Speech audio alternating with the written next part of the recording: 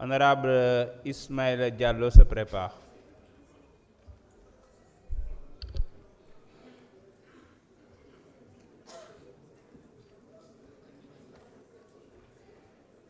Merci Président. maa ngi leen di nuyu yéen ñëpp monsieur le ministre maa ngi leen di nuyu di ndokkeel nag mes parents catholiques ci feetu Assomption bi ñu passé na leen déwéniti. Au peuple sénégalais, le président Bassirou Diomaye Diakhar Faye déclarait son patrimoine sans tricherie, sans cache-cache, un patrimoine non flouté. Bassirou Diomaye Diakhar Faye nëbbul la mu am nangu na déclaré waat patrimoine à la sortie à la fin de son règne loolu bañu ko am na ku wax sànq daf ko bañu ko, il ne l'a jamais dit. S'il s'agit d'opérer à une révision ou simplement à une retouche de la Constitution, à moins que ce ne soit personnalisé, eh bien ratissons large. C'est ça l'importance, une bonne fois pour toutes. Ça permettra, pour ne pas avoir à y revenir avec une autre législature, qu'on ratisse large. Nañ ko yaatal. Loolu la wax. C'est pourquoi le gardien de la Constitution recommande les mêmes exigences que le président de la République au président de l'Assemblée nationale, au Premier ministre. Il ne se rabaisse pas, non. Il élèverait d'ailleurs plutôt les autres institutions. C'est juste une question de transparence, de généralisation, de la transparence, on dira. Une chose attire l'attention du Sénégalais. Le président de la République, bu demee ba di laaj l'avis du peuple par voie référendaire, c'est qu'il y a problème. Il y a forcément quelque part une rupture entre l'exécutif et le législatif qui devaient aller ensemble, qui devaient cheminer. Être la voix du peuple, mais nous serions, l'avons-nous ici clamé, la voix d'un parti politique. Singeli bi moo indi lii. Il y a 5 mois de cela, je disais une chose. Dama ne woon, ñun le problème, c'est nous qui le nourrissons, nous les honorables, les parlementaires. Je l'ai dit à la salle Marie-Joséphine Diallo. Ma ne c'est nous, au lieu ñu ñëw, ñun ñooy gën di xotti. Li fi xotteeku ñun ñoo ko gën a xotti. Ça, je l'avais dit. te chaque jour ñu gis ko ñawuñu benn yoon bu ñu demee ba agsi fii tey nous avons à 90% une part de responsabilité parce que nous devions représenter le peuple. dama yaakaar ne nag bu ñu demee ba affaire bi am engouement bi yëpp xëy na singili la singili boobu nag la Bassirou Diomaye Diakhar Faye sentir xëy na moo tax mu ne pourquoi pas pour tout le monde nañu waxante dëgg loolu moo am te nag kaa layle o ñaxa o diidangiro dara xano ñaxa ñorto njandof Bassirou Diomaye Diakhar Faye diide kaas ñaxa ñorto njandum yaa ma xool wa xooxum kete jeg na kaa xool fopa andaano yo fopa nge aano yo kaa laltin fopa leer o xaaga saɗaree xo saɗareer na ref fato la det ke jegoona tooba ɗasinteen dara Bassirou Diomaye Diakhar Faye ragalul déclaration à la fin d'un règne jusqu'à présent fi ñu toog nii kenn gisul des villas de Bassirou Diomaye Diakhar Faye aux Almadies à hauteur de milliards kenn fekk ko Canada kenn fekk ko États-Unis nañu wër ba sonn amul te loolu am na fi sànq dégg naa ku ne le prix du carburant te sax actualité la oui le prix du litre du carburant a haussé c'est vrai mais fii ma taxaw fii sur pupitre bii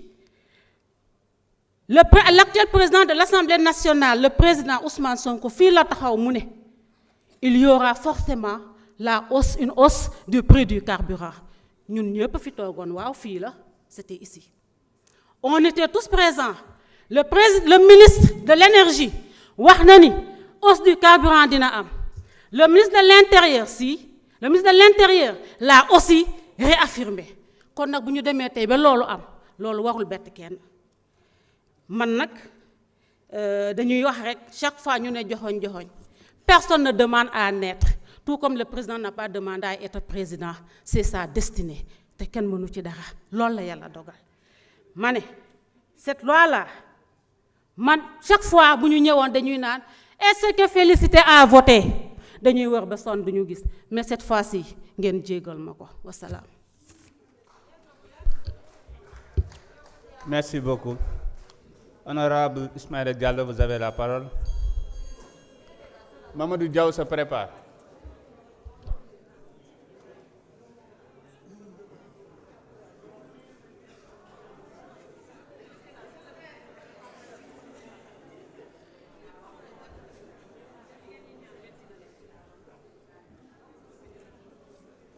Salaamaaleykum wa rahmatullahi taala wa barakatuh. Monsieur le ministre maa ngi lay nuyu bu baax, ministre de la justice, monsieur le ministre des télécommunications en relation avec les institutions maa ngi lay nuyu di nuyu seeni collaborateurs yëpp. Monsieur le président de l'Assemblée maa ngi lay nuyu bu baax di nuyu les honorables députés. démb bu ngeen ma suivre waxoon naa ne man su may ñëw assemblée ndànk lay doxee. Je vais marcher avec élégance, avec assurance, avec aisance, parce que démb dafa am exercice de transparence et de vérité boo xam ne le président Ousmane Sonko def na ko te sénégalais yëpp adhéré nañ ci. maa ngi profité mu félicité bu baax suñu collègue député honorable député Amadou Ba le fait que mu réintroduire cette modification sur l'article 37. Man je me pose une question. Si vous vous rappelez bien ba ñuy wut le président Bassirou Diomaye Faye dafa yàkkamti woon lool mettre en exergue sa patrimoine ñëpp tàccu foofu lu mu bëggoon wone ne moom dafa jub moom nii la toll demoon nañ ba tax di wax ne dafa pauvre. Maintenant on lui demande tout justement que ne l'article 37 bi nga xam ne ñun ñoo waxante woon ne mun buñ suñu jëlee réew mi lépp loo xam ne exercice de transparence ñun ñëpp dañ ciy taxaw mu ne ñu may leen ma xam nga les gens ñu ngi maa ngi gis ñuy confondre sànq ba tey mais moom moo demandé à ce que ñu may ko en décembre ba muy def déclaration à la nation moom moo demandé fin mars réforme yi ñu waxante ak askan bi yëpp nañ ko dugal fii biir assemblée nationale. Donc le président Ousmane Sonko bu waxee ne man maa wax député yi xaar leen c'est parce que le président de la République moo wax nañ xaar bu ñu waxee ne dañuy def modification de la constitution qu'est-ce qui s'est passé encore dafa génne ay avant projet ne maa ngi ci ba kañ un peu plus attendre parce que le peuple nous attend c'est ça la triste réalité. Def déclaration de patrimoine à la sortie da koy grandir du ko yàqal daraam te tey jii nangu na ko ñun on n'a pas de problème te je vous dis ici une chose ngeen yaakaar ne kan moo def amendement pour que ñu élargir la déclaration de patrimoine aux membres du bureau de l'Assemblée nationale. C'est le président de la République Bassirou Diomaye Faye moo def amendement bi. président El Malick dafa ne ko mais yow membre du bureau yi ñoom dégg yoruñu budget comme tey jii rek li ñuy layal suñu collègue bii ne moom amul lu mu déclaré mu ne ko mais ñi yoruñu budget mu ne non mun nañ jouir de leur influence kon nañ def déclaration de patrimoine et on l'a accepté on l'a voté ici et de la même manière tey yaakaar naa ne moom lii mu amandé xaw ma ku mu yónni pour mu wor sa wor daa des parce que da ngaa war a voté moom mi la yónni pour nga wor moom xam nga moom war na ba pare moom workat la yow mi mu yónni pour nga wor sa wor daa des parce que da ngaa war a voté parce que amendement bi amendement am la xanaa comprendre no yow wor gi dama lay jàngalaat wor gi te il faut que ñu jàngalaat ko wor gi ñii wor laa wax ñii wor ñi nga xam ne président Bassirou Diomaye anti valeur yi muy créé di ko teg ci biir Sénégal kan moo bëgg sa doom nekk warkat kan ban député fii moo am bëgg doomam mu yar ko ba mu yaru ba mu toll ni mu toll mu ne ko demal nekk warkat yéen a ngi xalaat Bassirou Diomaye Faye wor boppam wor Ousmane Sonko wor ñu wor sénégalais yi ngeen koy worle vous vous imaginez vous vous entendez parler ñun nag dañoo miis wor 14e législature lañ nekkoon dañoo miis wor ñun dañ doon xëy ba suba ba jant bi soo ñu ñuy wor Ousmane Sonko wax na ko démb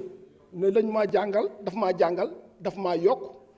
sénégalais yi dañ ma cee gën a bëgg sénégalais yi ñun lañ àndal